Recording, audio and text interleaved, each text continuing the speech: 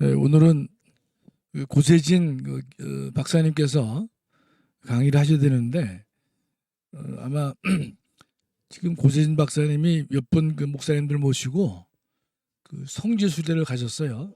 그래서 오늘하고 다음 주 수요일은 제가 땜빵으로 헌법을 좀 더 강의하려 했습니다. 우리 기도하고 공부하겠습니다.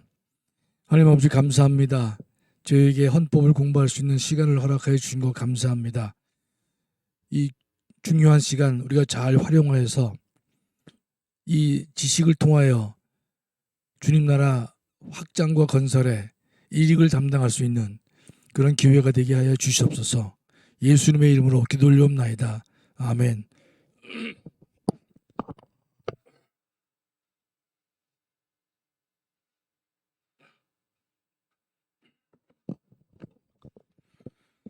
원래 그 전광훈 목사님도 이번 이제 3구 대선에서 승리하게 되면 성지순례를 이제 가신다고 하셨는데 그 이후에 다시 이제 이 자유통일 또는 복음통일의 새로운 이제 어젠다를 이제 말씀하시면서 좀 뒤로 미뤄진 것 같아요.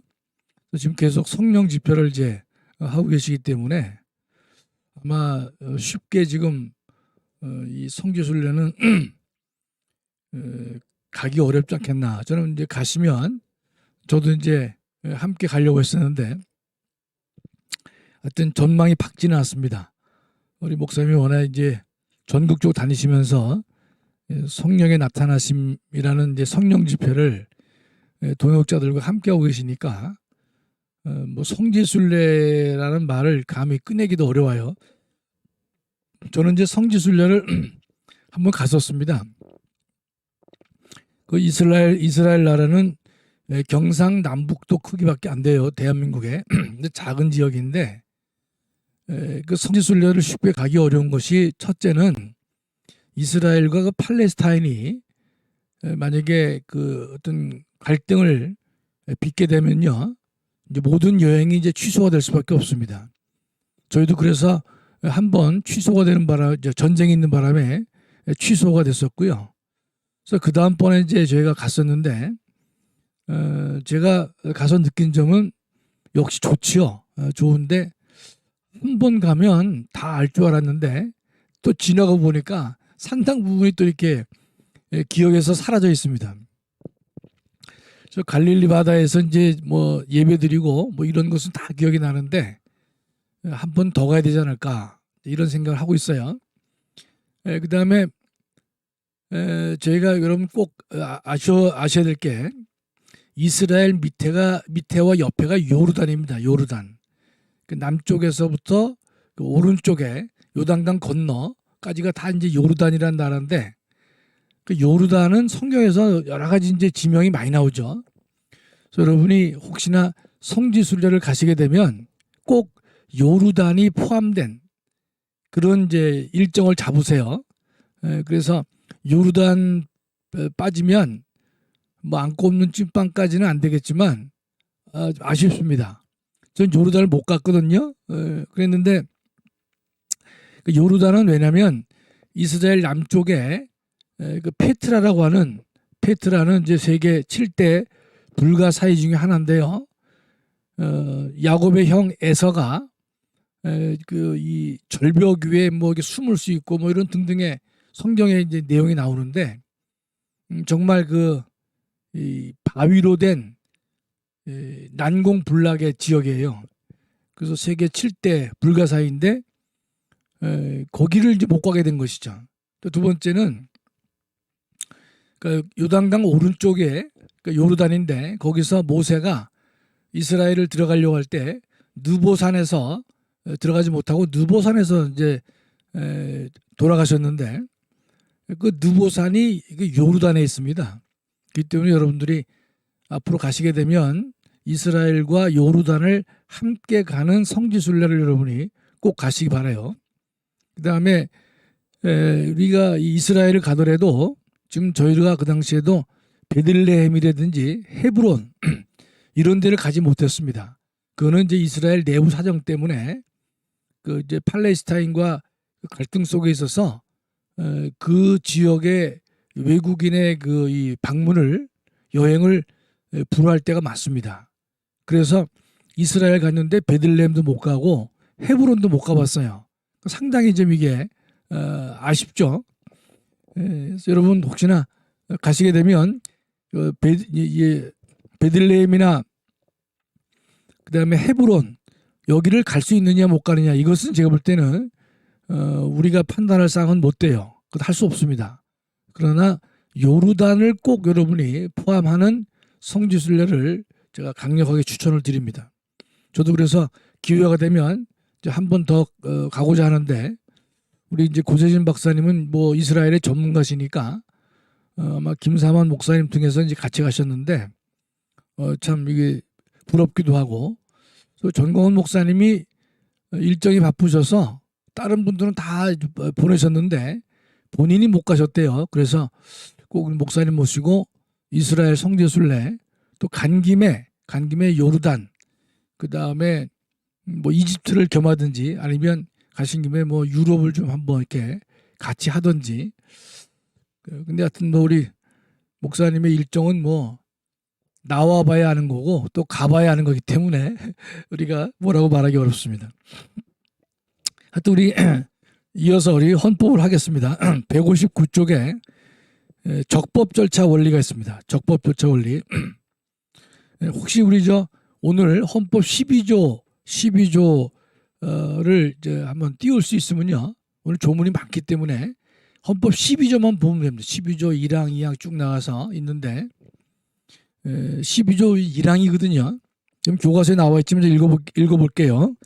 누구든지 법률과 적법한 절차에 의하지 아니하고는 처벌, 보안 처분, 강제 노역을 받지 아니하고 동조 3항을 보면 체포, 구속, 압수수색을 할 때에는 적법한 절차에 따라 검사의 신청에 의해 법관이 발부한 영장을 제시해야 된다.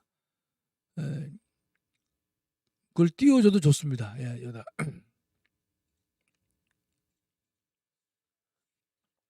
교재가 없는 분이 꽤 많아 보여요. 왜냐하면 지금 이 국민헌법이 판매가 많이 되지는 않습니다. 왜냐하면 제가 뭐 많이 안 되더라도 뭐 아쉬워하거나 그런 건 아닌데 지금 제가 예전에 한참 잘 나갔을 때에는 헌법책이 1년에 한 2만 권 또 2만 5천 부까지 나간 적도 있었거든요. 근데 지금 뭐 국민헌법은 이제 그만큼이 아니라 한 2천 부 정도밖에 지금 안 나간 걸로 알고 있는데 상당히 좀 느려요. 느린데 그것은 이제 원인이 있겠죠. 하나는 제가 국민헌법이라고 하면서 조금 더 내용을 쉽게 이거보다 더 쉽게 재미있게 소설같이 써야 될 터인데 그렇지 못해서 그런 것이 아닌가 하는 점 하나. 그 다음에는 제가 칼럼을 삽입을 했는데 이 칼럼 내용이 결코 쉽지가 않습니다.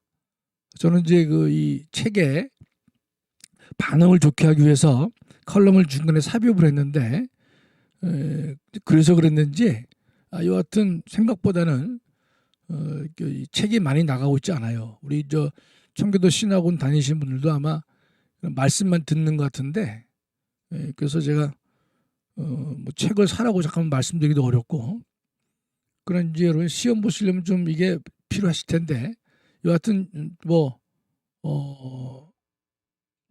생각보다 많이 안 나갔네요. 그렇네 진짜. 제가 올 때 생각보다 많이 안 나갔습니다. 그 조문 좀 올려주세요. 예. 모든 국민은 신체의 자유를 가진다 그랬죠. 누구든지 법률에 의하지 아니하고는 체포, 구속, 압수수색 또는 신문을 받지 아니하며 법률과 적법한 절차에 의하지 않고서는 처벌, 보안 처분, 강제 노역을 받지 않는다. 이것만 가지고 제가 설명을 좀 드려볼게요. 지금 여기 보면 1항에 법률과 적법한 절차, 이게 소위 말해서 적법 절차를 말합니다. 그 다음에 3항을 좀 볼까요? 3항 보면 체포, 구속, 압수 또는 수색을 할 때에는 적법한 절차에 따라 검사의 신청 또 법관이 발부한 영장 제시. 우리 헌법에 이 적법한 절차란 말이 다시 1항으로 가주세요. 적법한 절차라는 말이 2번 나옵니다. 12조에서 1항에 한 번 나오고 이제 3항에 한 번 나오는 것이죠. 이 적법 절차가 무엇이냐 이걸 좀 우리가 보고자 하는 것이에요. 지금 적법한 절차란 말은 책 제가 160페이지에 위에서 둘째 줄에 썼습니다만 첫째, 정당한 법률과 정당한 절차다. 제 책에 썼지요. 정당한 법률과 정당한 절차에 의해된다. 며칠 전에 그 법의 날이 있었습니다.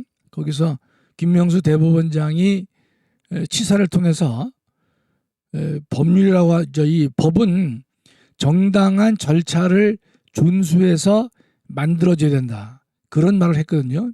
그래서 그런 말을 많은 사람들은 해석하기를 이번에 검수완박의 법률을 만드는 절차를 보면서 내용에도 문제가 있지만 과정에도 문제가 있는 것이다. 그것을 빗대서 말했다라고 보는 것이 중론입니다. 뭐 저도 그렇게 해석을 하고요. 지금 법원행정처 차장이 나와서 검수완박의 지금 각종의 시도는 헌법에 어긋나는 성격이 강하다 이런 말을 했거든요.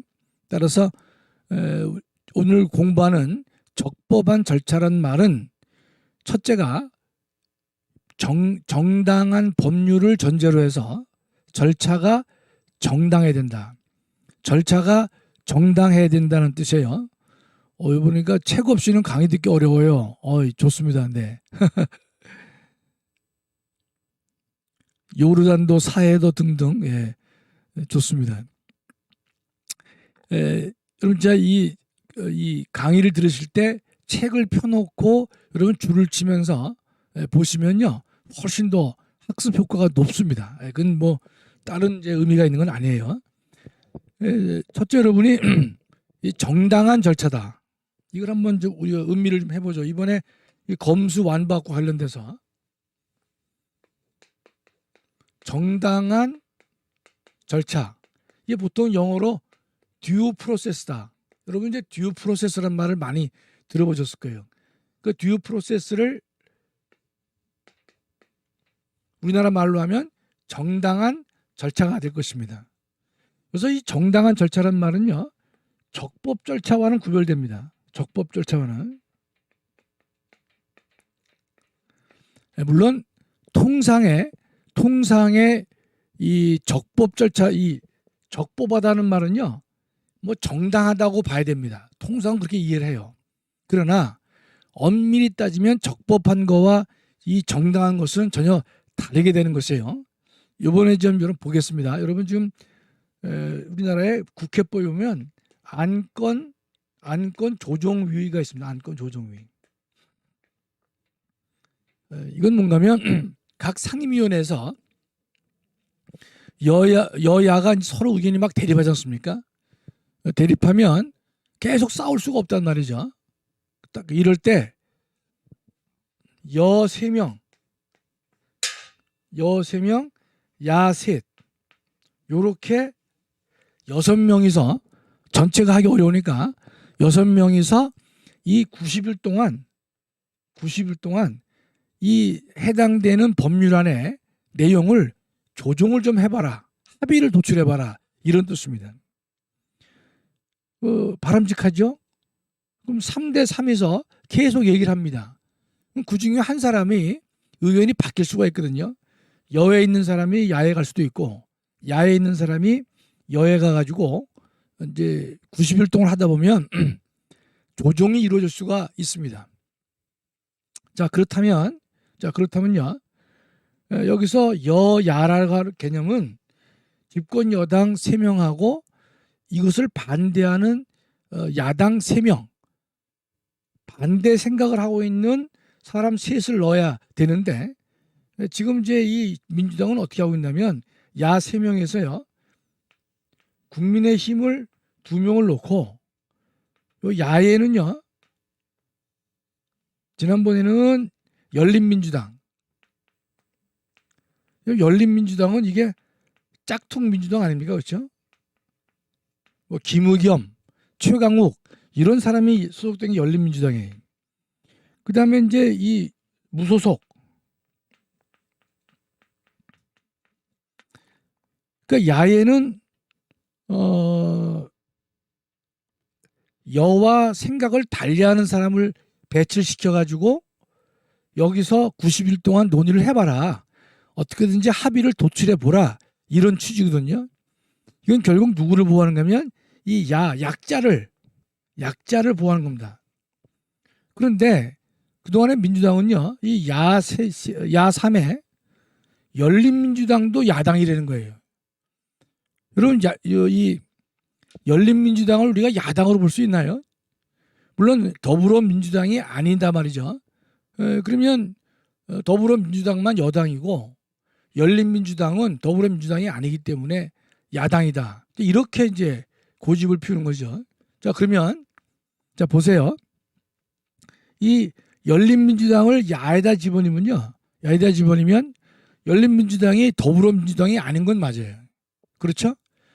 따라서 그 야당이다 라고 얘기를 하면요. 적법. 일단은 외형적인 형태에서는 이 법을 준수한 그 모양새가 나옵니다. 그러나 이 열린민주당을 야당으로 보고서 이 야의 이 3인 쪽에 이걸 넣어버리면요. 결국은 눈 가리고 아웅이 되는 것이죠. 그렇죠? 열린민주당은 이건 분명히 민주당하고 같은 이제 정당으로 우리가 봐야 된단 말이죠. 따라서 이걸 형식적으로 보면 열린민주당은 여당 아니지 않느냐. 야당 중에 하나다. 따라서 이 사람을 넣어도 문제가 없다. 적법하다. 이렇게 고집을 피울 수 있습니다. 그러나 이것은요. 정당한 건 아닙니다. 이해가 되시죠? 적법과 정당의 차이점은 적법이라는 것은 외형적으로 법이 요구하는 내용을 따랐다. 준수했다. 외형적으로는. 그러나 법의 정신, 이 안건 조정위를 만들어서 3대3으로 대립하는 가운데 의견을 좀 조율해봐라.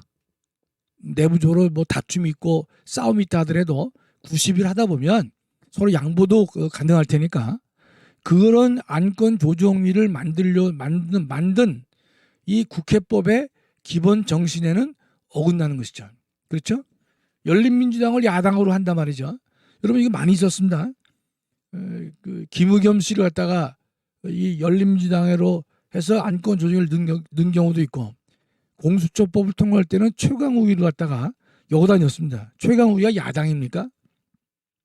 근데 지금은 열린민주당이 없어졌잖아요. 합당을 했지 않습니까? 더불어민주하고 하다 보니까 요 야 3명에 누구를 넣느냐? 무소속을 넣는 겁니다. 야 3명 중에 그 둘은 국민의힘, 하나는 이제 무소속이란 말이죠. 그래서 윤미향 씨가 그 무소속으로 되어 있기 때문에 탄소 중립법 통과시킬 때에는 윤미향이를 야 3에 하나에 넣은 겁니다. 그 다음에 이번에 여러분 양향자 의원 아시죠? 이번에 검수 완박을 하기 위해서 양향자 의원을 투입했는데 양향자가 좀 무소속입니다. 그렇죠? 보좌관의 문제 때문에 탈당을 했는데 지금 여기서 어떤 단어가 나오는가 하면요. 사보임이란 단어가 나옵니다. 사보임. 이게 좀 생소한 단어예요. 근데 따지고 보면 이거 아무것도 아닙니다. 여기 사는요.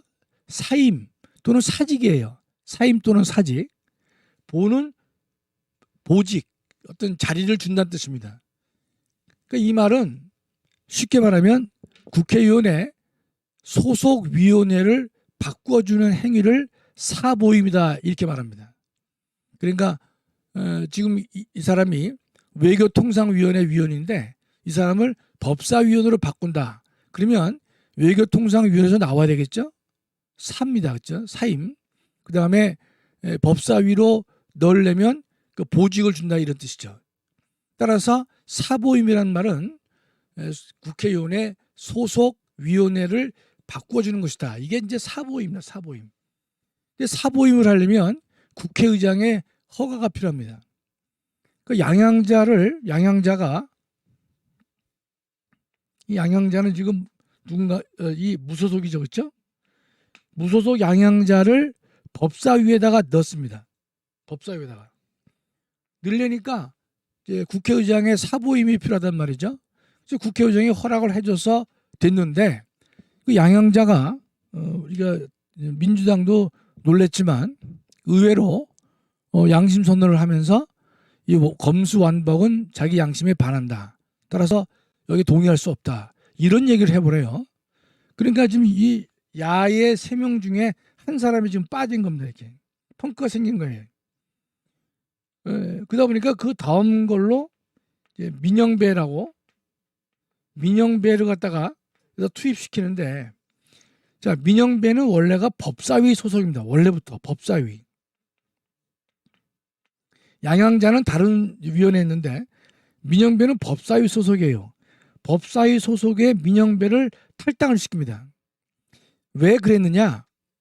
다른 위원회의 위원을요, 뭐 민주당은 뭐 국회의원이 많으니까 그 사람을 데리고 오지 않습니까? 데리고 오게 되면 뭐가 필요해요? 국회의장의 사보임 동의가 필요합니다. 그러니까 국회의장에 또 한 번 부탁을 하는 꼴이 돼요. 하다 보니까 이 국회의장의 부탁은 한 번만 더 쓰자.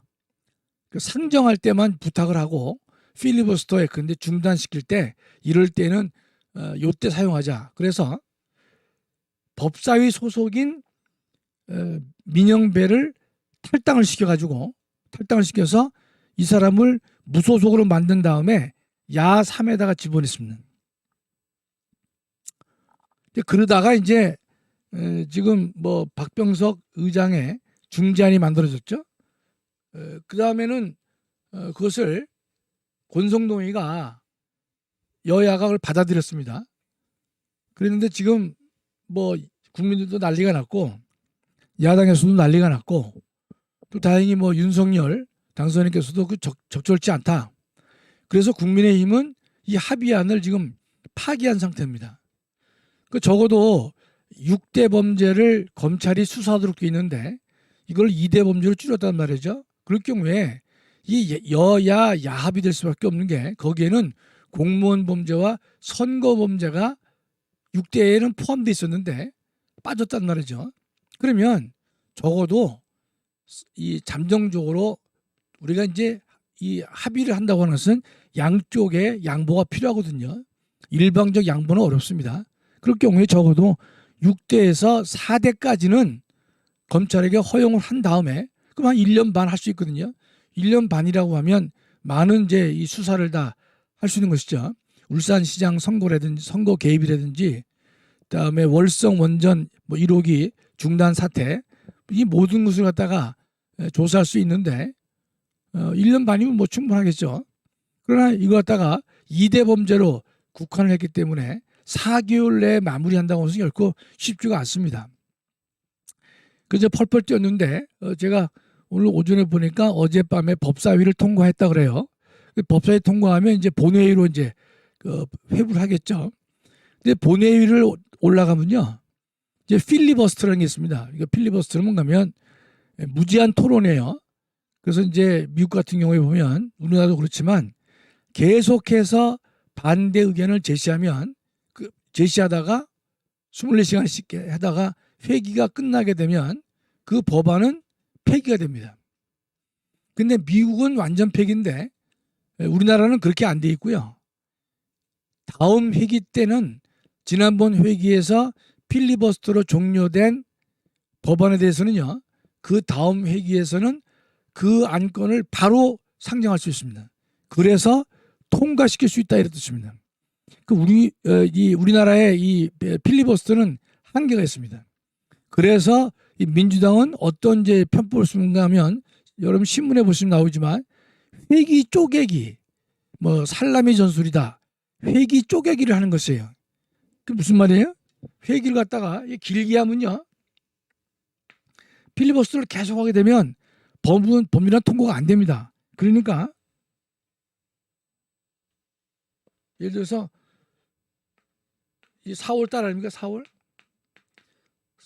4월 29일까지 막 이걸 회기를 정해요. 회기를.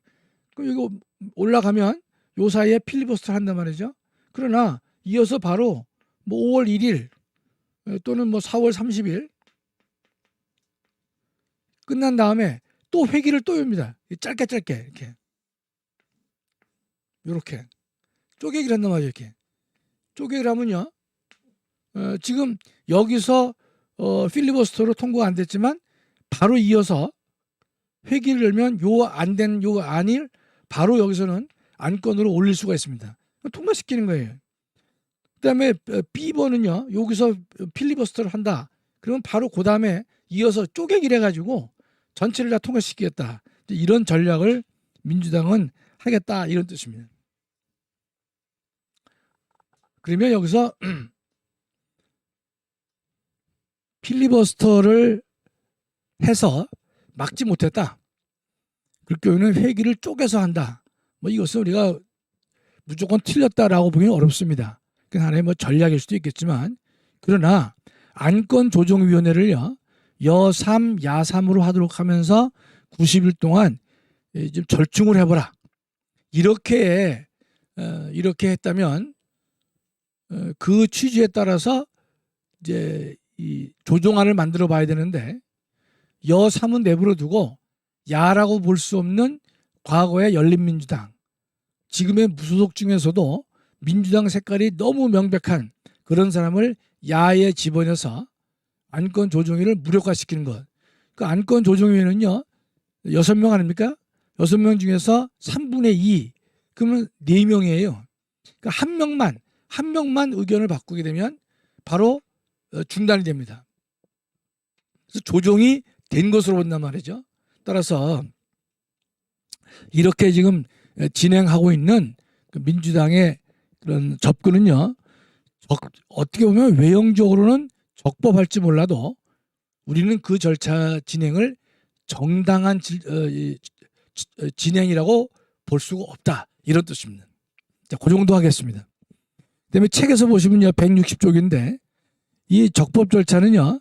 쭉 내려오면 형사 절차나 행정 절차에서 방어 기회를 제공해야 된다. 이렇게 썼어요. 뭔가면 형사나 행정 절차에서 고지, 청문, 의견 및 자료 제출, 변명 등 방어 기회가 제공되어야 한다. 이것은 바로 이 적법 절차의 원리 때문에 이런 게 나옵니다. 그러니까 어떤 일을 할 때에는 상대방에게 의견을 진술할 수 있는 기회를 주고 하려는 겁니다. 이게 설득력 있죠. 그래야 이게 정당한 절차가 되겠죠. 근데 여러분 책에다 제가 이어서 뭘 썼냐면 입법 절차에서도 입법 예고의 정당한 절차가 요구된다. 이걸 제가 좀 오늘 강조하고 싶은 것은요. 여러분 지금 이제 우리나라에서 정부가 법령을 만들 때는요. 그 이제 초안을 그 공개합니다. 40일 이상 공개를 해요. 그래서 그 법안에 대해서 국민의 의견을 청취하도록 했습니다. 그러면 국민의 의견을 반영시켜 가지고 그다음에 이제 우리가 이 알려진 고지한 내용에 흠이 있느냐 없느냐 한번 따져보는 것이죠. 반성적 기회를 갖고자 함이란 말이죠. 그렇다면 국회가 법률을 만들 때 우리가 이런 뭐 입법 고지는 못한다 하더라도 이런 중요한 우리 70년 역사의 형사사법 체계의 근본을 바꾸는 거라면 공청회도 열고 그다음에 각계의 전문가 의견도 듣고 또 현실적으로 문제가 뭔지를 다 파악한 다음에 이 법을 만들어도 늦지 않을 터인데 무조건 밀어붙인단 말이죠. 과연 이게 그 속내의가 어디 있느냐. 얼마 전에 그 문 대통령하고 손석희 씨가 이제 마지막 기자회견을 했죠. 했을 때 손석희가 물어봤습니다. 이 검수완박을 어떻게 생각하느냐. 저는 대답 안 하겠다. 또 물어봤어요. 또 얘기 안 하겠다. 속내의가 뭐냐? 어떤 생각을 하고 있느냐? 그래서 하여튼 뭐 끝까지 그 양반은 이제 변명 일관하고 있는데 여하튼 뭐 두고 보시죠. 예. 그래서 뭐 민주당이 이렇게 입법 독주를 한다 하면 뭐 할 수가 없지 않습니까? 할 수 없. 그러면 6월 1일 지방선거에서 일단 심판을 내리고 그 다음에 이제 또 투쟁을 해도 뭐 할 수 없지 않느냐. 그렇게 투쟁을 벌이는 게 옳지 않겠느냐. 일각에서는 이제 국민투표를 하자는 분도 있어요. 그럼 제가 한번 보여드릴까요? 그 헌법 72조.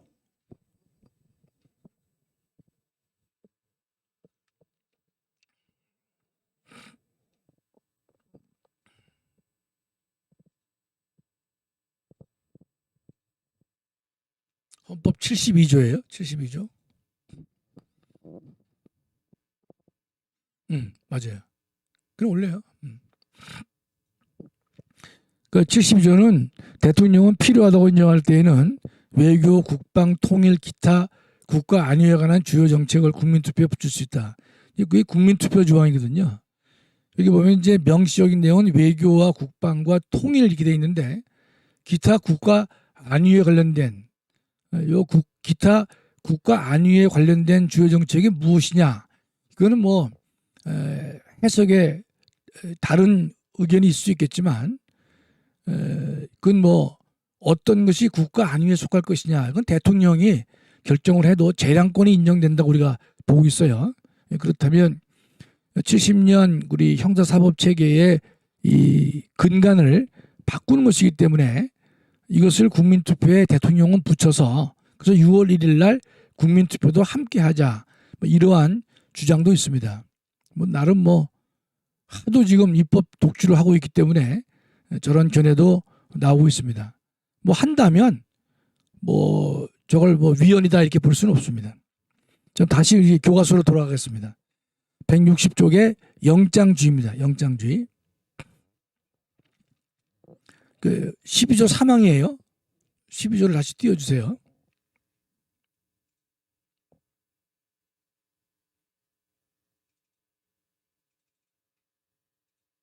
네. 체포, 구속, 압수 또는 수색을 할 때에는 검사의 신청에 의하여 법관이 발부한 영장을 제시해야 된다. 이 조항을 보면 이런 의미가 담겨져 있습니다. 그런 체포라든지 구속이라든지 압수수색은 신체를 우리가 제한하는 것입니다.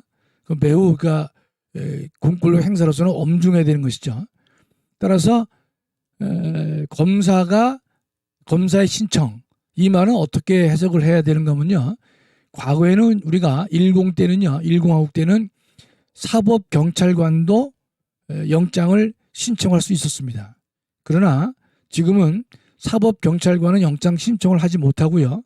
검사만 하도록 했습니다. 그 다음에 발부 여부를 법관의 권한으로 했단 말이죠. 따라서 영장 신청은 검사만 할 수 있고 그 다음에 발부는 법관이 하는 것이다. 그 다음에 12조 3항 다시 다른 헌법 찾지 마시고요. 현행 12조 3항만 내버려 두세요.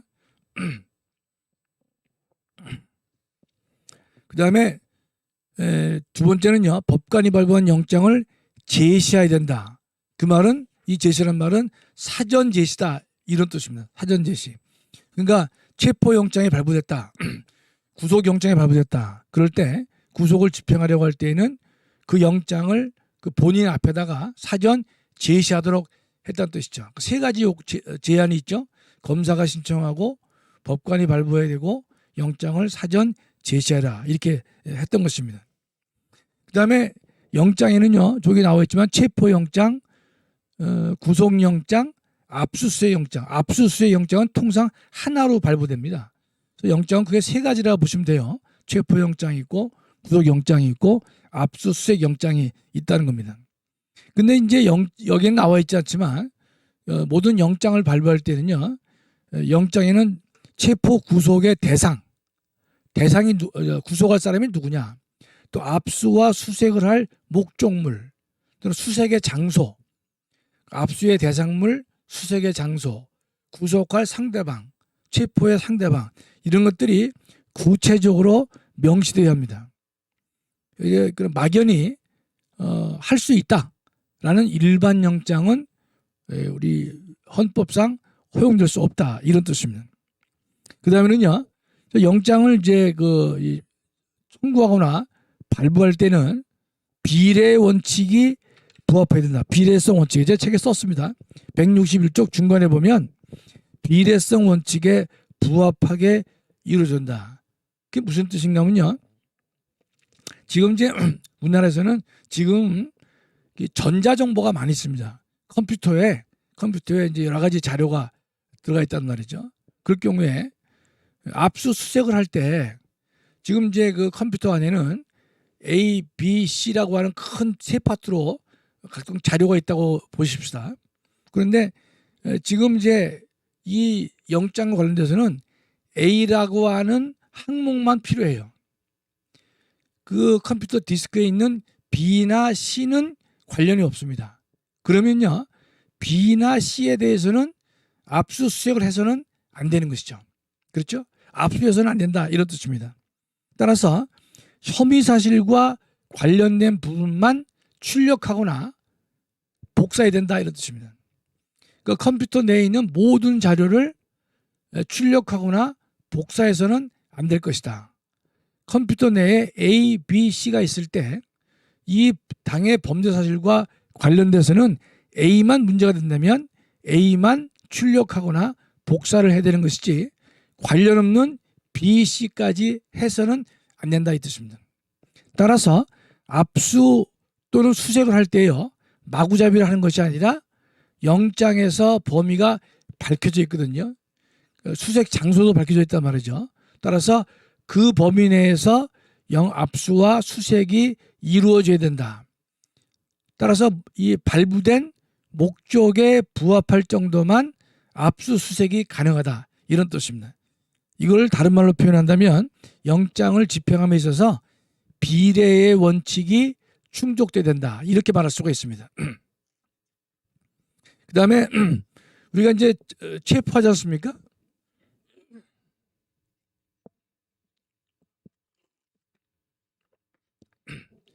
체포한다면요 48시간 이내에 구속영장을 또 청구해야 됩니다.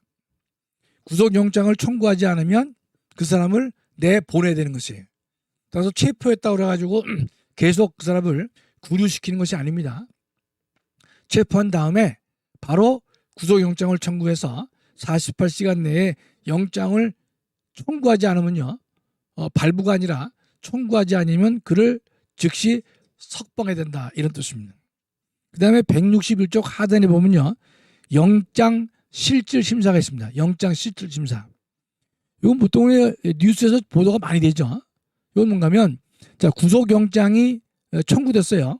그럴 때 예전에는요, 판사가 검사가 신청한 서류, 구속영장을 신청한 서류만 쭉 읽어본 다음에 이 사람이 도주의 우려가 있는지 또는 증거인멸의 우려가 있는지, 이 두 가지 조건이거든요.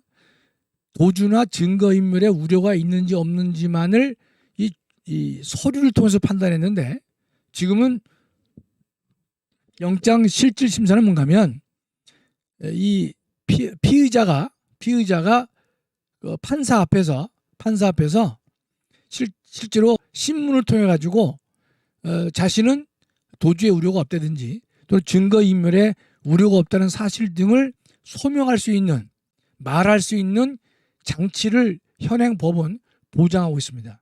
그게 영장 실질 심사입니다. 이것도 여러 가지 제도가 바뀌어 왔었지만 그건 생략하고요. 현재는 판사가 이 청구된 피의자를 불러서 그 관련 서류를 형식적으로만 심사하는 것이 아니라 직접 신문을 해가지고 구속 사유가 충족됐는지, 구속이 필요한지, 이런 것을 따지게 합니다. 그게 영장 실질 심사다, 이런 뜻입니다. 그런데 다시 그 사망을 좀 올려주세요. 여기 보면 영장을 제시하는데 다만 현행 범인인 경우와 장기 3년 이상의 형에 해당하는 죄를 범하고 도피 또는 증거인멸에 염려가 있을 때에는 사후에 영장을 청구할 수 있다. 이건 뭔가 하면요, 지금 현행 범인은 뭔가 하면 현재 범죄가 실행 중에 있거나 실행이 막 끝난 사람, 이게 현행 범인이에요. 현행 범인은 누구나 다 체포할 수 있습니다. 그 다음에 장기 3년 이상의 형에 해당하고 도피 또는 증거인멸에 염려가 있다. 이게 긴급 체포인데요. 이럴 때는 사전 영장 없이도 체포가 가능하다 이런 뜻입니다. 왜 그렇게 하느냐? 이것은요, 현행범인 경우에는요, 법관의 영장이 없다 하더라도 그 사람을 인신을 구속하는 것이 또는 체포하는 것이 우리가 인권 침해가 문제가 되지 않습니다. 그렇죠? 그다음에 또 장기 3년 이상의 형에 해당하는데 이 사람이 보니까 도망을 좀 잡을 확률이 없단 말이죠. 그럴 때는 긴급하게 먼저 체포를 하고 그 다음에 사후에 영장을 청구할 수 있도록 해가지고 이 실체적 정의를 확보하기 위해서 이런 장치를 헌법은 두고 있습니다. 그 다음에 다시 12조 6항을 좀 올려주세요. 12조 6항. 누구든지 체포 또는 구속을 당할 때에는 적부의 심사를 법원에 청구할 권리를 진다. 여러분, 우리가 이 신문지상에서 많이 나오는 이게 바로 구속 적부 심사입니다. 체포 적부 심사도 있고 구속 적부 심사도 있는데 체포 적부 심사는 이게 잘 이루어지지 않습니다. 그럼 시간적으로 너무 짧기 때문에. 그러나 구속을 당한 사람이 구속 적부 심사를 법원에 청구를 많이 합니다. 그러면 여러분 머릿속에 제가 책에다 썼습니다만 이 구속 적부 심사의 의미는 뭐냐? 우리가 국민의 신체를 보장하기 위해서요. 사전 예방책으로는 사전에는요. 이 영장 제도를 도입했습니다. 그렇죠? 영장 제도를 도입해 가지고 인신이 부당하게 구속되는 것을 막아주고 있어요. 두 번째는 검사가 신청하고 판사가 영장을 발부해서 구속을 비록 당했다 하더라도 다시 한번 법원에 영장 발부가 옳았는지 아닌지 옳은지 그른지를 다시 한번 판단받을 수 있는 기회를 부여하고 있다 이런 뜻입니다. 따라서 이 구속 적부 심사는 사후 구제책이 됩니다. 그렇죠? 인신을 놓고 봤을 때 인신에 대한 사전 예방으로 보호하는 것은 영장 제도고 그다음에 판사가 영장을 발부해서 구속을 받았다 하더라도 그 구속이 옳은지 그른지를 다시 한번 재심사할 수 있는 기회를 부여한다. 그게 적부심사입니다. 그 적부심사는요, 여러분, 판사가 발부했는데 왜 다시 한번 저걸 청구할 수 있을까? 그 말은 뭔가 하면 판사가 잘못 발부할 수도 있죠. 그렇죠? 또 두 번째는 영장을 발부할 당시에는 영장 발부의 필요성이 인정되었지만 뭐 한 5일 지나서 일주일 지나서 구속 사유가 소멸될 수도 있습니다. 그럴 때에는 인신 구속은 최소한으로 줄여야 될 것이다. 이런 뜻이죠. 그렇기 때문에 여러분 머릿속에 인신에 대해서 사전 예방책은 영장 제도로 보호하고 있고 그 다음에 이 적부 심사는요 사후 구제책이다 이게 볼 수 있습니다. 그 다음에 그 중간 단계는요 영장 실질 심사가 있는 것이죠. 그렇죠? 구속영장을 발부할 것이냐 말 것이냐를 판단함에 있어서 판사가 직접 신문해서 이 영장 발부의 필요성 여부를 판단할 수 있는 기회를 또 준다 이런 뜻입니다. 근데 우리나라는 지금 이 체포 구속 적부심에서는요 피의자는 되는데 피고인은 안 됩니다. 여러분 여기서 피의자와 피고인이라는 단어가 나왔는데 이런 건 이 법률 용어니까 정확히 알아두세요. 피의자는 수사 단계에 있는 사람이에요. 수사 단계. 저도 지금 이제 피의자 신분이 됐어요. 왜냐하면 3월 5일 날 청계천 광장에서 대선 전이죠. 이제 우리 집회를 했는데 거기서 제가 이제 발언한 것 때문에 공직선거법 위반이라고 종로 경찰서에 이제 고발이 됐습니다. 그래서 이제 제가 나가서 이제 수사를 받게 되거든요. 근데 우리 뭐 그날 그 발표한 8사람인가 몽땅 다 이게 고발을 한 것 같아요. 그래서 이제 그 고영일 변호사를 공동 이제 변호인으로 이제 대리인으로 선정을 했어요. 그래서 그 일정에 따라서 가서 한번 얘기를 해야 되겠죠. 공직선거법 위반인지 아닌지. 이것도 이제 뭐 다툼이 있겠죠. 제가 전과 사범은 안 된다 라고 말을 했으니까 그것이 낙선 운동 아니냐. 그러나 저는 이제 가서 강하게 항변하는 것은 뭔가 하면 우리가 이게 자신의 정치적인 의사 표현인지 아니면 선거 운동인지 그 경계가 우리 상당히 애매합니다. 예. 그래서 저는 내 정치적 소신을 표현한 것이다. 의사 표현의 자유인 것이지 그걸 낙선 운동으로 볼 수 없다. 이렇게 제가 이제 얘기를 하려고 하는데 한번 뭐 두고 봐야 되겠습니다. 따라서 이렇게 이 수사 대상에 오르게 되면 이걸 피의자라고 합니다. 피의자. 세 글자는 이런 변함없어요. 그 다음에 피의자를 이제 수사하다가 검사가 이 사람을 갖다가 기소합니다. 기소. 처벌해야 되겠다. 기소하면요. 이 사람은 지위가 피고인으로 바뀝니다. 피고가 아니에요. 피고인입니다. 예. 이게 형사소송에서는 특수해요. 우리가 다른 소송에서는요. 원고와 피고라고 하죠. 피고. 피고가 나쁜 말은 아니고 원고는 소송을 제기한 사람이고 피고는 소송을 제기받은 사람이에요. 원고, 피고란 말을 쓰는데 형사소송에서는 이런 원고, 피고란 말 안 씁니다. 안 쓰고 원고의 역할을 하는 사람을 형사소송에서는 검사가 합니다. 그 다음에 형사소송에서 피고에 해당하는 사람이 피고인입니다. 피고인. 그러니까 여러분이 이제 머릿속에 이제는 헌법을 공부하셨으니까 신문에 피고인 나오면 아 이거 형사소송에서 기소가 된 사람. 피의자 그러면 이건 아직 기소가 안 된 사람. 수사 단계에 있는 사람이다. 그렇게 여러분이 이제 공부하셨으니까 그렇게 알아두셔야 돼요. 그렇죠? 그러니까 피의자, 피고인. 피고가 아니에요.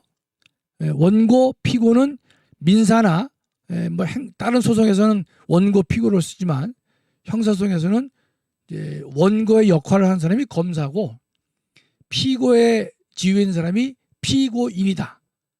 따라서 여러분이 피의자, 피고인. 수사 단계에 있는 사람은 피의자. 검사가 기소한다면 피고인이다. 이렇게 된 것입니다. 근데 우리 형사소송법은 이 구속 적부 심사를 할 때요. 피고인에게는 인정 안 합니다. 인정 안 해요. 그래서 학자들이 이제 많이 비판을 합니다. 왜냐하면 우리 헌법은 무죄 추정의 원리가 있거든요. 모든 사람은 1심에서 유죄가 선고되더라도 그걸 무죄로 봐야 된다고 하는 무죄 추정이 있는데 검사가 기소를 했다는 이유로 이 피고인에게 내가 지금 현재 구속 상태에 있는데 구속 상태가 옳은지 그른지를 법원에 판단받으려고 하는 기회를 허락하지 않은 것은 잘못된 것이다. 이렇게 이제 저도 그렇고 많은 학자들은 그런 이제 비판을 합니다. 그러나 우리는 형사소송법은 피고인에게는 즉 검사가 기소한 이후에는요 적부심을 불허하고 있습니다. 제가 책에 쓰지 않았지만 여러분 이런 경우도 있겠죠. 검사가 이제 그 기소를 하면요 적부심 청구 못하죠. 그러면 제가 구속 적부심을 청구했어요. 청구하니까 검사가 바로 이 사람을 기소해 버려요. 다시 한번요. 제가 이제 이 피의자로서 적부심 청구할 수 있어서 적부심을 청구했는데 검사가 바로 기소를 해버려요. 그럼 내가 뭐가 됩니까? 피의자에서 피고인으로 바뀌죠. 그럼 제가 신청했던 적부심 청구가 이게 의미가 없게 된단 말이죠.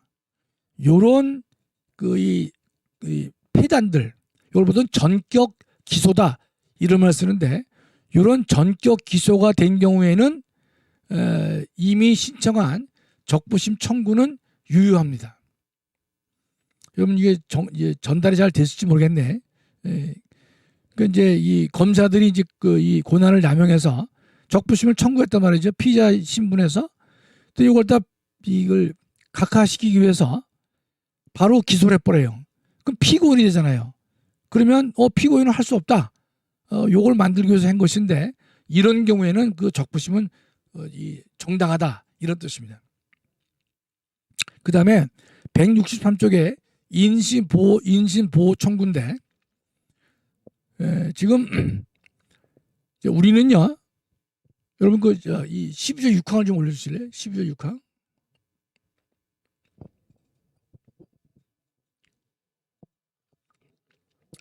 누구든지 체포 또는 구속을 당한 때에는 적부의 심사를 법원에 청구할 수 있다. 이 조문을 잘 보면요. 누구든지 체포 구속을 당한 때에는 그랬으니까 이게 형사사법, 경찰이나 검찰 등에 의해서 구속을 당할 때에는 적부심사를 청구할 수 있다. 이렇게 이제 읽혀진 것은 맞아요. 그러나 여기 보면 형사사법에 의해서 구속당한 경우라고 되어 있지 않거든요. 다른 말로 표현하면 쉽게 말씀드리면 행정 절차나 사인에 의해서 체포 또는 구속을 당할 수가 있거든요. 여러분 근데 뭐 형제 복지원 사건이라든지 그런 게 있잖아요. 의료시설이다, 복지시설이다, 보호시설이다. 그런 데는요. 행정 절차에 의해서 사람을 인신을 구속할 때가 있습니다. 또는 어떤 경우에는 사인에 의해서 복지시설이라든지 보호시설에 마구잡이로 가둬둘 수가 있습니다. 그럴 때는 적부심사를 법원에 청구할 수가 없느냐? 이게 없으면 안 되겠죠. 그러나 우리나라는 이제 한 50년 동안은 여기서 형사 절차에서 체포 구속을 당한 때에만 적부심사가 가능하지 않겠는가라고 해석을 해왔습니다. 또 그렇게 학계에서도 만족을 해왔던 것입니다. 그러나 저 헌법 조문을 정확히 따져보면 형사 절차가 아닌 행정 절차에 의해서 체포 또는 구속을 당한 경우 또는 개인에 의해서 체포 또는 구속을 당한 때에도 적부심사를 법원에 청구할 권리가 있어야 된다. 그런 해석이 나올 수밖에 없죠. 그렇죠? 그래서 좀 늦었지만은 2008년도에 인신보호법을 제정합니다. 그러니까 2008년도 얼마 안 됐습니다. 그러니까 이제 국민들의 의식이 많이 바뀌어진 것이에요. 그래서 인신보호법이 만들어졌고, 따라서 인신보호법을 보면 형사 절차가 아닌 행정 절차나 개인에 의해서 체포 또는 구속을 당했다. 그럴 때는요, 이 옳은지 그른지, 이 제 구속이 옳은지 그른지를 법원에 판단받을 수 있는 기회를 보장하고 있습니다. 그것이 인신보호법입니다. 여러분 혹시나 주변에 행정 절차나 개인에 의해서 구속당한 경우 많이 있습니다. 적지 않아요. 즉 복지시설에 강제 넣을 때가 있단 말이죠. 그럴 때에는 법원에 적부를 판단받을 수 있다. 그러한 권리가 2008년도 인신보호법에 의해서 보장되고 있다. 이 사실을 여러분이 잘 알아두시면 좋겠습니다. 그 다음에 이제 이 12조 5항입니다. 5항을 보여주세요. 그 앞에 거죠. 이건 간단한데 누구든지 체포 또는 구속의 이유와 변호인의 조력을 받을 권리가 있음을 고지받지 아니하고는 체포 또는 구속을 당하지 않는다. 이게 무슨 말이겠어요? 이 말은 영화에서 많이 나오잖아요. 그렇죠? 사람을 체포 또는 구속할 때는 당신은 이러이러한 이유로 지금 구속영장을 집행합니다. 이유를 말하죠. 그죠? 그 다음에는 변호인의 조력을 받을 권리가 있다는 말을 또 하죠. 이 말을 하지 않고 구속을 하면 무효다. 또 위법이다. 이렇게 이제 보고 있는 것이죠. 그 다음에는 체포 또는 구속을 당한 자의 가족 등 법률이 정한 자에게, 가족이 없으면 법률이 정한 자에게 이유와 일시와 장소가 통지되어야 된다. 여러분 이것은요, 지금 앞에 전단에는요, 당사자에게는 이유만 말해줍니다. 이유. 그렇죠? 이유만 말하면 돼요. 지금 몇 월 며칠 몇 시다. 장소가 어디다. 이런 말 할 필요 없습니다. 그러나 체포 또는 구속을 당한 자의 가족 또는 가족이 없는 자에게는 법률이 정한 자가 되겠죠. 그럴 때에는 이유도 말해주지만 이 사람이 언제 구속을 당했느냐, 어디서 구속을 당했느냐, 일시와 장소가 지체 없이 통지되어야 된다 이렇게 했습니다. 이런 이제 내용을 헌법에 둔 이유는요. 과거에는 자기 아들이나 딸이 나갔다가 들어오질 않아요. 그래서 하루 정도는 뭐 외박을 하나 그럴 수도 있겠지만 몇 날 며칠 지내도 행방을 알 수가 없단 말이죠. 그럴 때는 우리가 이게 실종 신고인가 뭐 아닌가 그럴 수가 있는데 이 사람들이 모초의 수사기관에 감금이 돼가지고 수사를 받는다거나 또 고문을 당하거나 뭐 이런 경우가 비일비재했었습니다. 따라서 헌법은요.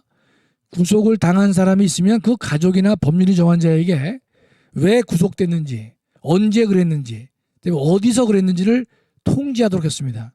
이렇게 하는 이유는요. 그 가족 등이 이 구속된 사람을 위해서 법률 구제를 하기 위해서 일련의 조치를 취할 수 있도록 그런 장치를 허용하는 것이다. 이렇게 우리가 이해를 해야 될 것입니다. 이건 뭐 그 정도면 봐도 됩니다. 그 다음에 무죄 추정의 원리가 있는데요. 요거는 우리가 여기 없지만 교과서에는 165쪽이고요. 165쪽. 그 다음에 혹시 화면을 띄워줄 수 있으면 하나만 찾아주세요. 27조 사항.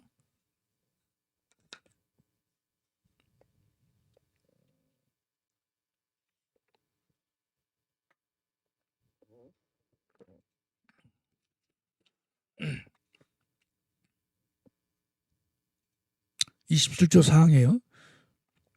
이건 이제 재판 청구에 관한 내용인데 여기 보면 27조 사항에 보면 그거예요. 네. 형사 피고인은 책에도 나와 있지만 유죄 판결이 확정될 때까지는 무죄로 추정된다. 이 말을 여러분 잘 공부를 하셔야 됩니다. 지금 저 조문을 잘 보시면요. 형사 피고인은 무죄로 추정된다. 그러면 형사 피고인은 아까 누구라 그랬죠? 검사에 의해서 기소를 받은 자입니다. 검사가 기소한 자란 말이죠. 검사가 기소했다 하더라도 그 피고인은 유죄 판결이 확정해요. 선고가 아닙니다. 확정될 때까지는 무죄로 봐야 된다. 이런 뜻입니다. 자, 그럼 여기서 지금 유죄 판결이 확정될 때니까 그럼 1심에서 여기서 말하는 유죄 판결은요. 실형 선고도 유죄고 그 다음에 집행유예도 이건 유죄의 일종입니다. 1심에서 뭐 실형이라든지 또는 뭐 집행유예가 선고됐다 하더라도 아직 확정은 안 됐죠. 그 사람이 항소를 하지 않는다면 그 기간이 만료될 때 확정이 되는 거지만 이 사람은 뭐 항소할 수도 있고 또 상고할 수도 있단 말이죠. 따라서 우리 헌법은요. 유죄 판결이 선고되어도 유죄로 보지 말고 아직은 무죄다 말이죠. 무죄로 봐라 이런 뜻입니다. 확정이 안 됐으니까 그 확정될 때까지는 무죄로 추정을 해야 될 것이다 이런 뜻입니다. 보통 우리가 어떤 사람이 이제 1심에서 기소가 됐습니다. 기소가 되면요. 많은 사람들은 죄를 범했구만 무죄로 추정하지 않고 유죄로 단정하는 성향이 있습니다. 또 그것도 우리 현실 사회에서 틀린 건 아니에요. 왜냐하면 검사가 기소한 경우에는요. 거의 90% 이상이 유죄가 선고됩니다. 유죄 판결이 매우 높습니다. 뭐 아무나 되고 이렇게 기소하지 않는단 말이죠. 따라서 유죄 판결이 선고될 확률이 매우 높지만 그러나 헌법은 그래도 확정될 때까지는 무죄로 봐야 된다. 이 원칙을 일단 헌법은 천명하고 있는 것입니다. 그 정경심 그 교수 같은 경우에도 지금 뭐 여러 가지 이제 뭐 말이 많았지만 대법원에서 최종적으로 유죄가 확정이 됐죠. 그럴 때는 이 사람은 유죄인 것이지 뭐 무죄다 이런 말을 할 수가 없는 것이에요. 그러나 대법원 확정 판결이 전까지는 일단 우리가 이 무죄 추정 때문에 무죄 추정한다 이렇게 이제 우리가 보는 것이죠. 그다음에 이와 같은 무죄 추정의 원리는요. 수사 단계에서도 인정되는 것이고 그다음에 공소, 기소를 제기할 때도 또는 뭐 공판, 법원이 재판을 할 때에도 그렇게 이 대원칙에 입각해서 해야 된다 이런 뜻입니다. 그런데 여러분이 보시면요, 다시 한번 보여줄 수 있을까? 피고인은 즉 검사가 기소한 사람을 했어요. 피고인은 유죄 판결이 확정될 때까지는 무죄로 추정된다. 그럼 여기서 여러분 형사 피의자는 어떨 것이냐? 피의자.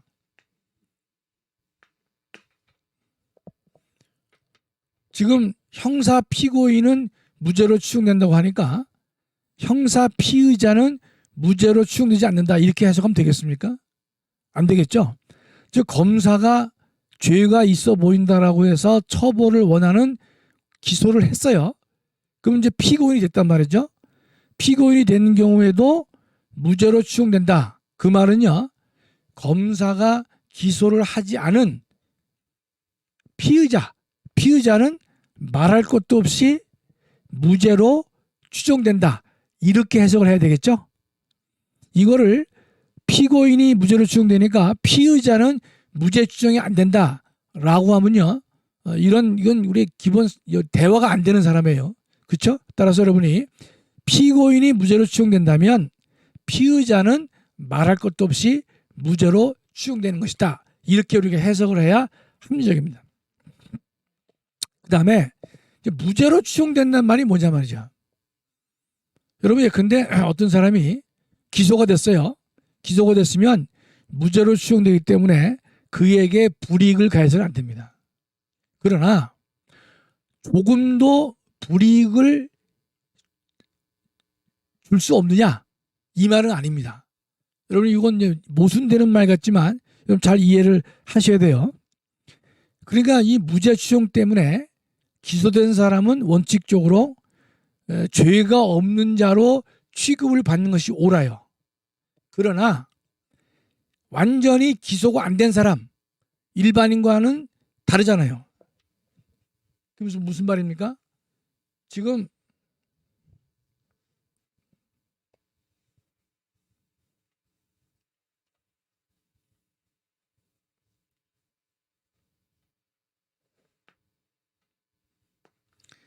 자, 기소가 됐어요.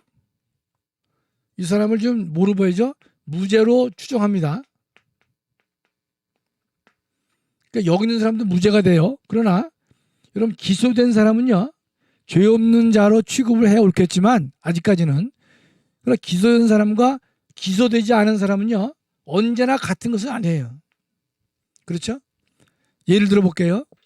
어떤 이제 중학교 고등학교에서 어떤 선생이 어느 여학생에 대해서 성추행을 했다고 하는 소문이 돌아요. 소문만 가지고는 안 되겠죠? 그런데 검사가 그 사람을 피의자로 입건해가지고 수사를 했어요. 그 다음에 이 사람이 성추행을 했다라고 해서 기소했어요. 자, 그러면 기소당하지 않은 일반 선생하고 이 기소당한 요 사람, 요 선생하고는 어떻습니까? 취급이 반드시 같아야 되는 것은 아니에요. 이 사람은 아직도 무죄로, 형사상 무죄로 추정되는 것이지만 이 사람이 일단 기소가 됐단 말이죠. 그렇다면 일정한 불이익을 줄 수가 있습니다. 어떤 불이익을 줄 수 있을까요? 그 사람이 재판에서 무죄가 되든지 무죄가 될 때까지는요, 이 사람을 강단에 세우지 않아야 되는 것입니다. 그렇죠? 지금 여학생 때문에 성추행 문제돼서 성폭행 문제돼가지고 기소가 됐단 말이죠. 그런 재판을 끝까지 받아봐야 유죄인지 무죄인지 알 수 있겠지만, 그러나 일단 기소가 됐단 말이죠. 그런 사람이라면 그 사람을 일단은 당신은 당분간 이 강단에 서지 마라. 그런 불이익을 줄 수 없느냐 말이죠. 줄 수 있고 또 주어야 옳습니다. 이해가 되시죠?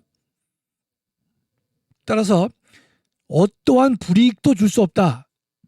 이렇게 보면 안 됩니다. 필요 최소한의 불이익은 부과할 수 있다. 이런 뜻입니다. 제가 책에 썼어요. 아래서 한 7째 줄 될 겁니다. 어떠한 불이익도 허용될 수 없는 것은 아니고 필요 최소한의 불이익은 부과될 수 있고 또 부과되어야 옳다는 것입니다. 여러분 항상 이 문제가 나오면 무죄 추정이 나오면 어떠한 불이익도 못 주느냐? 아닙니다. 줄 수가 있는 것이.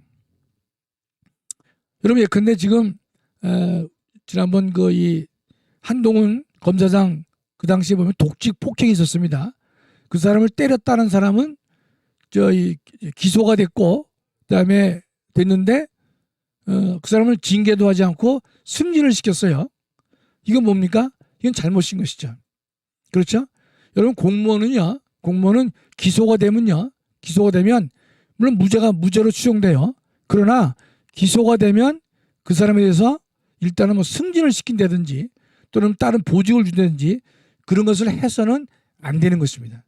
더더욱 승진시켜서는 안 될 것인데 승진을 시킨 것이. 이해가 되시죠? 그 다음에 이 무죄 추정의 원리 때문에 헌법재판소는 몇 가지 재미난 그 판결을 내고 있어요. 여기서 여러분 165쪽의 하단에서 둘째 줄 보시면 수용자라는 말이 나오고 미결 수용자라는 말이 나오죠. 수용자와 미결 수용자. 수용자는 죄가 확정된 사람입니다. 죄가 확정이 되어서 현재 교도소에서 수감되는 사람이 수용자입니다. 수용자. 그 다음에 미결 수용자가 있어요. 미결 수용자. 이건 뭡니까? 미결. 아직 확정이 안 된 거예요. 안 됐는데 구치소에 잠정적으로 구치소에 들어와서 살고 있다 이런 뜻입니다. 그래서 여러분이 수용자와 미결 수용자를 여러분 구별하세요. 그래서 헌재가 무슨 말을 했느냐? 수용자의 수형 규율, 그러니까 교도소 내에서 이렇게 행동해라 말이죠. 왜 교도소 내에서 이 원칙을 어기면 이런 벌을 구하겠다. 징벌 규정. 그러니까 교도소 내에서의 생활 원칙, 그다음에 징벌 규정, 수용자에 대한 거예요. 이거를 미결 수용자에게 적용하는 것은 잘못됐다. 이렇게 얘기했습니다. 그렇죠? 그 무슨 뜻이에요? 수용자는 유죄가 확정된 사람이에요. 확정된 사람에게 규율하는 이 교도소 내의 행동 원칙하고 징벌 규정, 이거를 미결 수용자는 뭡니까? 이건 무죄 추정에 적용을 받는 사람이죠. 아직 결정이 안 난 사람이에요. 안 난 수용자, 이 사람들에게 이 수용자에게 적용되는 원칙을 적용하는 것은 무죄 추정 원리에 위반된다. 이렇게 결정을 했습니다. 일리가 있죠? 그렇죠? 예. 두 번째는요. 또 166조로 넘어갑니다. 미결 수용자에게 재소자용 수의를 착용하게 한 것은 위헌이다. 그럼 무슨 말이에요?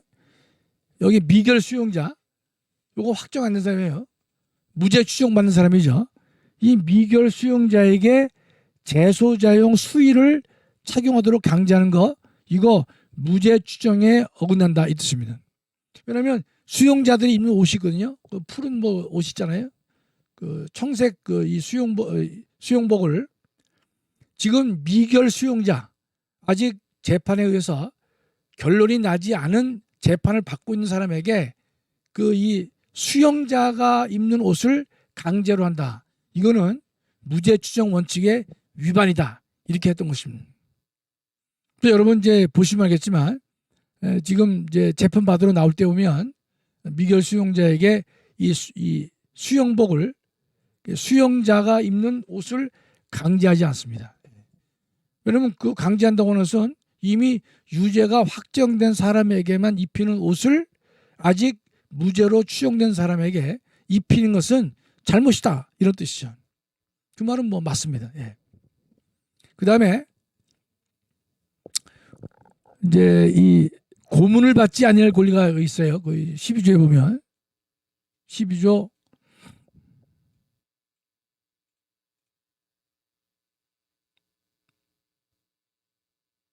그 앞에 있을 거예요. 2항. 예. 모든 국민은 고문을 받지 아니하며. 참 이거는 좋은 얘기인데 뭐 크게 설명할 건 없습니다. 예. 그 다음에 형사상 자기에게 불리한 진술을 강요당하지 아니한다. 근데 이것이 이제 우리가 12번이죠. 그렇죠? 고문을 받지 않을 거냐면 하나님 선언적 규정입니다. 선언적 규정이고 만일에 또 이 고문을 누가 한다 그러면 이것은 분명히 위법행위가 되기 때문에 뭐 이것은 뭐 이 가해자에게 형사 책임도 물을 수가 있고 또 국가 배상도 청구할 수 있고 등등이 다 되어 있는 것이죠. 그래서 고문을 받지 아니할 권리는 그냥 제가 언급만 한 것이고 중요한 것은 그 이어서 나오는 진술 거부권. 모든 국민은 형사상 자기에게 불리한 진술을 강요당하지 아니한다. 이걸 우리가 볼 것입니다. 12조 2항입니다. 예. 상황을 띄워줘도 좋아요. 조문을. 그래서 진술 거부권. 이게 이제 묵비권이라는 말을 써요. 예, 그걸 올려주세요. 2항을. 예. 형사상 자기에게 불리한 진술을 강요당하지 아니한다. 이 조문을 잘 따져보시면요. 첫째 조건이 뭐냐? 형사상의 불리한 진술을 강요당하지 않는다. 이런 것이죠. 이 말을 함으로 인해 가지고 죄가 안 될 텐데 죄가 될 수 있다는 것. 또는 이 말을 함으로 인해 가지고 5년 징역, 1년 징역 받을 것을 뭐 3년 징역 받는다. 그럴 수도 있겠죠. 그러니까 죄가 안 되는 것이 죄가 된다든지 또는 양형의 차이를 둔다. 그게 형사상입니다. 그럴 때에는 자기에게 불리한 진술을 강요당하지 않는다. 즉 진술을 거부할 수 있다. 이런 뜻입니다. 이게 묵비권이에요. 진술 거부권은 묵비, 말하지 않을 수 있는 권리와 같은 것이죠. 그러면 이것을 이제 하는 이유는요. 국가 이익도 중요하지만 인권을 우선적으로 보호하기 위한 것입니다. 여러분 저게 진술을 강요한다. 저 조항이 없으면요. 우리가 국가가 엄청난 강력한 권력이 있거든요. 따라서 비인간적인 자백을 강요한다든지 또 고문을 또 할 수가 있단 말이죠. 그래서 저와 같은 조문을 둔 것입니다. 이것은 우리가 국가와 개인 사이에 기억해 두세요. 책에도 썼지만은 무기평등의 원칙. 여러분 이 형사 절차에 있어서는요. 무기평등이 매우 중요합니다. 검사는 법률 전문가죠. 강력한 국가 공권력을 배경으로 하죠. 그들에게 조사를 받다 보면요. 상당히 움츠러집니다. 그러니까 이 무기평등을 하기 위해서는요. 이 피고인들은 변호사의 도움이 꼭 필요하죠. 오늘 공부하겠습니다만. 두 번째로는 내가 불필요하면 말하지 않는다 말이죠. 묵비할 수 있다. 이런 이 자격을 권한을 부여하고 있는 것입니다. 여기서 진술이라고 하는 것은요. 그 사람의 생각이나 사고의 표현이에요. 생각이나 사고의 표현. 따라서 피의자가 보관하고 있는 뭐 책이라든지 증거물 이런 것들은요. 여기에 해당하지 않습니다. 즉 진술 거부권에 해당하지 않아요. 따라서 말로 표현하는 것 이거를 강요당하지 않는다 이런 뜻입니다. 그 다음에 형사상 불이익이 될 때만 가능해요. 이 말을 함으로 인해 가지고 민사 책임이 늘어난다든지 이 말을 함으로 인해서 영업허가 취소가 되는 것과 같은 행정상의 불이익을 주는 경우다. 이럴 때에는 이 묵비권이 허용되지 않습니다. 그렇죠? 우리 분명히 헌법은 형사상 불리한 진술이다라고 말을 했기 때문에 이 말을 함으로써 민사상 불이익을 준다든지 행정상 불이익을 주는 경우에는 진술 거부가 허용되지 않는다. 이런 뜻입니다. 따라서 이 말을 함으로 인해 가지고 자신의 명예나 성실에 손상을 준다. 이럴 때는 진술 거부가 허용되지 않죠. 이 진술 거부와 관련돼서는요. 이 조국이라는 사람을 말하지 않을 수가 없어요. 이 조국은요. 지금 청문회 시절에 검찰에서 수사가 이루어진다면 성실하게 그 수사에 임하겠다. 그랬어요. 그랬는데 정작 이 기소가 됐을 경우에 검찰에서 이 묵비권 행사했습니다. 발언 안 했어요. 근데 그래서 하는 말이 내가 법정에서는 내가 적극적으로 다툴 것이다. 그랬는데 이 사람이 이제 지금 현재 재판 진행 중이죠. 진도가 너무 안 나오고 있지만 그러나 이 자신의 그 형사재판에서 아직 뭐 1심도 안 끝났는데 299번, 300번의 진술 거부권을 행사했습니다. 이게 무슨 말인가 하면 판사가 이랬습니까? 물어봐요. 질문을 많이 할 거라면서요. 많이 합니다. 그럴 경우에 이거 맞습니까? 그러면 저는 형사소송법 몇 조에 의해서 진술을 거부합니다. 그 다음에 또 다른 걸 물어봐요. 또 거부합니다. 그게 한 재판에서 300번가량 거부했다 이 뜻입니다. 그러니까 조국이라는 사람도 멘탈이 보통 강한 사람 아니에요. 그렇죠? 우리 같으면 이 말 한 두 번 하고 못합니다. 민망해서도 못하고 미안해서도 못하고 그러는데 300번을 했어요. 여러분 이거 정확한 겁니다. 신문에 보도가 된 거예요. 그러니까 근데 뭐 법정에서는 말하라 그럴 때 말 안 하고 본인이 다른 책을 쓰면서 뭐 조국의 시간인가 거기서는 뭐 열심히 떠들고 있죠. 말할 때 말 안 하고 말해야 될 때는 말 안 하고 말할 필요가 없는 데서는 뭐 딴소리 하고 있단 말이죠. 그러나 뭐 그 책은 뭐 10만 부가 팔렸다나 뭐 이렇게 하고 있어요. 하여튼 뭐 조국 재판도 이제는 아마 신속하게 진행이 될 것이고 더 이상 떠들지 않는 시간이 곧 오지 않을까 싶습니다. 예. 정경심은 4년 이미 확정돼서 지금 이제 수용자 몸이 돼 있죠. 뭐 또 최근에 신문 보니까 뭐 사면 얘기가 나오는데 웃기지도 않는 것이죠. 한마디로 조국도 이제 곧 1심이 진행돼서 법원의 재판을 신속하게 받아야 될 것이다. 이렇게 보고 있습니다. 저는 제 아내한테도 얘기를 했어요. 조국은 저 서울대 교수 잘릴 것이다. 이러면 유죄가 되면요 공무원은 뭐 당연 퇴직입니다. 그 다음에 12조 7항이에요. 지금 어려운데 저게 지금 50분이에요? 58분이에요? 아 51분이구나. 설명을 한번 제가 드려볼게요. 12조 7항인데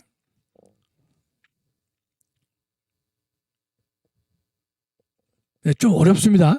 어려운데 자 여러분이 잘 보세요.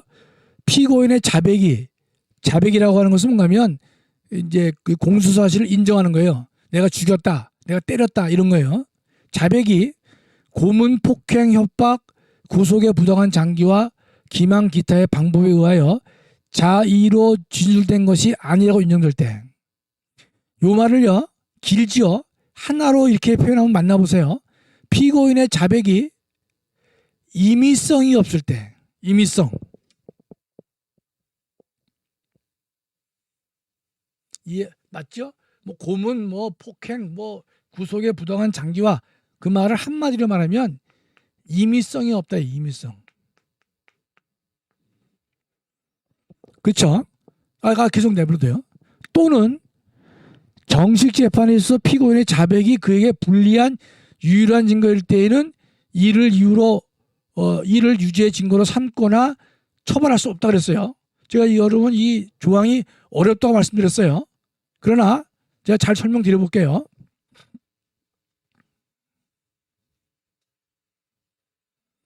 모든 증거는 첫째 증거 능력이 있어요. 증거 능력. 이게 뭔가 하면 증거 능력은요 증거로 될 수 있는 자격을 말해요. 증거가 될 수 있는 자격이에요. 두 번째는 증명력이 필요합니다. 증명력. 두 가지가 꼭 필요해요. 자 그러면 지금 저 7항을 보면요 피고인의 자백이 너 죽였어? 그러니까 죽였다 그랬어요. 자백을 했어. 자백이 고문 등으로 해서 자의로 진술된 것이 아니라고 인정될 때 고문장은 밑에 보면 유죄의 증거로 삼거나로 이어집니다. 다시요. 피고인의 자백이 전단이야. 임의성이 없을 때에는 밑에 이를 유죄의 증거로 삼거나 이를 이유로 처벌할 수 없다고 됐잖아요. 이럴 때 유죄의 증거로 삼거나는 유죄의 증거로 삼을 수 없다는 말로 해석해야 되겠죠. 뒤에 문장을 보면. 그러니까 임의성이 없을 때에는 유죄의 증거로 삼을 수 없다는 것이. 좀 어렵다고 그랬어요. 그러나 보세요. 자, 임의성이 없는 증거는 뭐가 없다고요? 유죄의 증거로 삼지 말라는 거예요. 그 말은 증거 능력이 없다는 거예요. 없다는 거. 그러니까 너 부인 죽였어? 그러니까 죽였다고 자백을 했어요. 그 자백이 매맞고 한 자백이 아니야. 고문에 의한 자백이 아니고 임의로 진술한 자백이라면 피고인의 자백이 임의성이 인정될 수 아니라고 인정되니까 피고인의 자백이 매맞고 한 자백이다. 즉 임의성이 없을 때는 뭘 하지 말라고요? 그거를 유죄의 증거로 삼지 말란 뜻이에요. 왜 그랬어? 이 말은 뭡니까? 즉 매맞고 한 자백은 유죄의 증거로 삼지 말라 그랬으니까 증거 능력이 없다 이런 뜻입니다. 모든 증거는 먼저 이건 주로 형사에서만 문제됩니다. 증거 능력이 있고 그 다음에 그 증거 능력이 있는 증거가 당해 범죄를 입증할 수 있는 힘이 있는지 없는지 이게 증명력이에요. 증명력. 그러니까 본인이 부인을 너 죽였냐? 죽였다 그래요. 근데 그 자백이 임의성이 있어요. 임의성. 그럴 때는 유죄 증거로 삼을 수 있을까 없을까요? 삼을 수 있지요. 매맞고 한 자백이 아니니까. 그러나 우리 헌법은 자백이 매맞고 한 것이라고 인정되면 유죄의 증거로 삼지 말라는 것이. 아시겠죠? 따라서 요 문장은요. 이게 두 개로 나눠야 되는데 하나로 연결시켜가지고 이게 어렵습니다. 이렇게 읽으시면 돼. 피고인의 자백이 고문 등 임의로 진술된 것이 아니라고 인정될 때는 유죄의 증거로 삼아서는 안 된다. 이렇게 문장을 꺼내 옳습니다. 이해가 되시죠? 따라서 매맞고 한 자백은 임의성이 없으니까 증거 능력이 없어요. 따라서 증거로 삼아서는 안 된다. 이런 뜻입니다. 두 번째요. 여러분들 증거 능력이 있어요. 그러니까 너 죽였어? 그러니까 죽였습니다. 라고 말을 하는데 그 남편의 그 진술 태도를 보니까 임의적으로 진술한 거예요. 매맞고 한 게 아니야. 그렇죠? 판사가 딱 보니까. 그러면 그 자백이 또 죽였냐? 그러니까 진짜 죽인 것 같아. 판사가 판단해 보니까요. 그 자백으로 인해서 이 살인 사건에 저거 증거로 증명할 수 있을까? 증명력이 문제가 돼요. 그랬는데 우리 헌법은요. 다시 좀 올려주세요. 정식 재판에 있어서 피고인의 자백이 그에게 불리한 유일한 증거일 때에는 무슨 말인가 하면 자백밖에 없어요. 너 죽였냐? 그러니까 죽였다고 하는 자백밖에 없단 말이죠. 다른 보강 증거가 없어요. 그에게 불리한 유일한 증거일 때에는 처벌할 수 있다 없다. 처벌할 수 없다는 거예요. 자, 그럼 보세요. 정식 재판이라는 단서가 있어요. 그건 좀 이따 얘기하도록 하고, 그 어떤 남편이 자기 아내를 죽였다고 자백을 해요. 정리를 하면 자백을 했는데 판사가 보니까 이게 매맞고 한 자백이 아니야. 임의성이 있어요. 그러면 증거 능력이 있을까요? 없을까요? 있지요. 그렇죠? 임의성이 있으니까. 매맞고 한 자백이라면 증거로 삼을 수가 없어. 그랬는데 임의성이 있으니까 매맞고 한 자백이 아니에요. 따라서 증거 능력이 인정됩니다. 그래서 매맞고 한 자백이라면 유죄의 증거로 삼지 말라고 헌법은 말하고 있어요. 그렇죠? 그런데 두 번째는요. 다시 피고인의 자백이 그에게 불리한 유일한 증거일 때는 그것만 가지고 처벌하지 말라는 거예요. 즉 피고인의 자백만 가지고는 처벌할 수 없다는 거예요. 예, 근데 그때 죽일 때 썼던 뭐 밧줄이라든지 칼이라든지 뭐 이런 것들이 거기에 법정에 드러나야만 처벌할 수 있다 이런 뜻이에요. 자, 여러분 제가 한번 질문해 볼게요. 여러분 이 답을 잘하면 좋겠는데 피고인의 자백이 두 번 나오죠. 처음에 자백은요 증거 능력이 있을까요 없을까요? 피고인의 자백이 고문 폭행 등으로 자의로 진술된 것이 아니라고 인정될 때에는 유죄 증거로 삼지 못한다 그랬죠. 그 말은 피고인의 뭘 말하고 자백에 뭘 말하고 있냐면 증거 능력을 말하고 있네. 증거 능력. 즉 임의성 없는 자백은 증거로 삼을 수 없다는 뜻이에요. 그런데 두 번째는요. 두 번째 보시면 정식 재판에 있어서 피고인의 자백밖에 없다. 요 자백은요. 증거 능력이 있을까요 없을까요? 요건 증거 능력이 있는 거예요. 즉 임의성 있는 자백을 말합니다. 왜 그럴까요? 이 임의성이 없는 자백일 때는요. 유죄 증거가 안 되는 거예요. 증거 능력을 삼을 수가 없어. 그러니까 전단에 의해서 날아가는 거예요.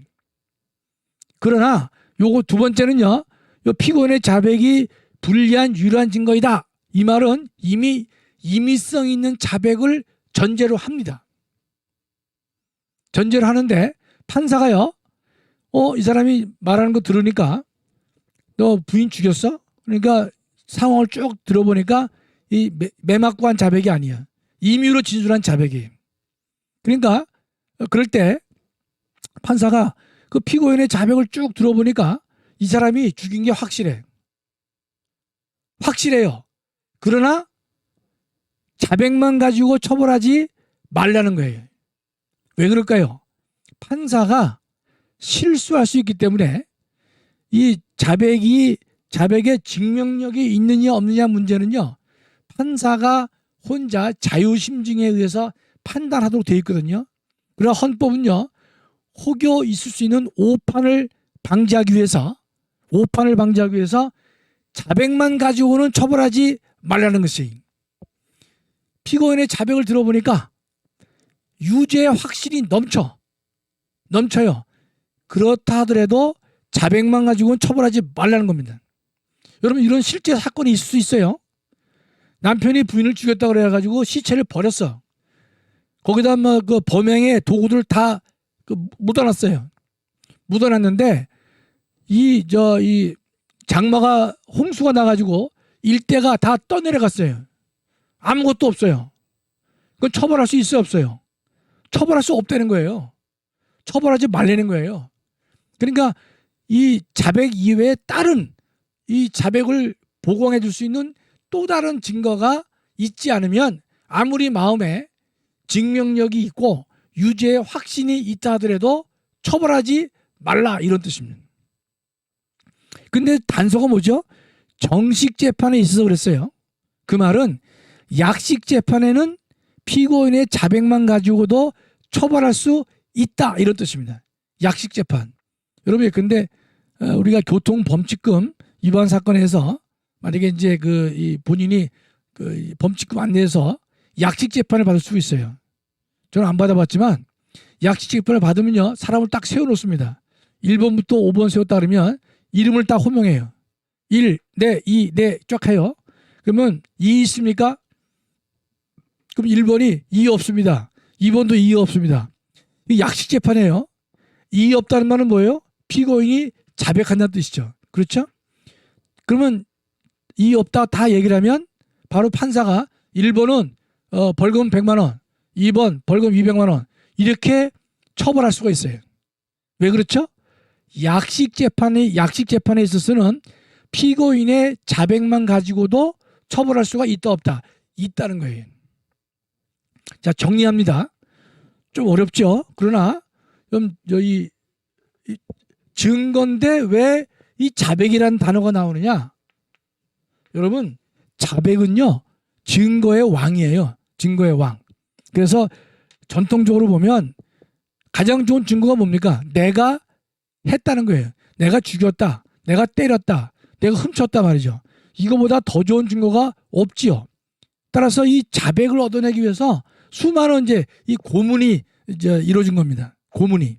따라서 현행 형사사법체계에서는요. 첫째 내가 했다고 하는데 죽였다고 하는데 그 자백이 매맞구한 자백, 즉 임의성이 없을 때는요 증거로 유죄의 증거로 삼지 말라는 거예요. 증거의 증거 능력을 부정한다는 뜻입니다. 두 번째는 정식 재판에 있어서 피고인의 자백이 그에게 불리한 유일한 증거일 때는 그 말은 뭐겠어요? 그 자백은 증거 능력이 있습니다. 즉 임의성이 있는 자백이에요. 그러나 판사가 그 사람의 말을 쫙 들어보니까 정말 유죄의 11시 10분에 시작하는구나. 그러니까 유죄가 이 사람이 범죄를 범한 확신이 있다 하더라도